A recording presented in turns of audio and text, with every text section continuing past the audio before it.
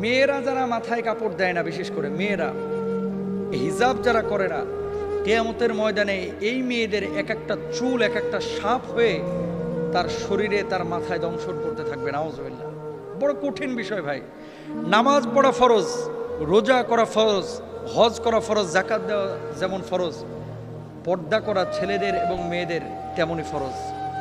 মনে রাখবেন আল্লাহ তাআলা বলেছেন ওয়ালিয়াদরিবনা বিখুমরিহিন্না আলা জুয়ুবিহিন, মেয়েরা এমন একটা পোশাক মাথা থেকে পা পর্যন্ত ঝুলিয়ে দিবে যাতে করে তার শারীরিক আকার আকৃতি অবয়ব বোঝা না যায়। আজকে সামান্য একটু ফ্যাশন করার জন্য, নিজেকে জাহের করার জন্য, প্রেজেন্ট করার জন্য, মানুষের সামনে আমার সিল্কি চুলগুলোকে প্রকাশ করার জন্য আজকে আপনি যে পর্দার খেলাফ কাজটা করতেছেন, এই সিল্কি চুলগুলোই কিয়ামতের ময়দানে এক একটা ওই রাসেল ভাইপারের মতো আক্রমণাত্মক হয়ে যাবে। এই চুলগুলো আপনাকে মাথার উপরে দংশন করবে। কেন আমরা বুঝি না? ছেলেরা এবং মেয়েরা দুপক্ষকে পর্দা করতে হবে, চোখটাকে অবনমিত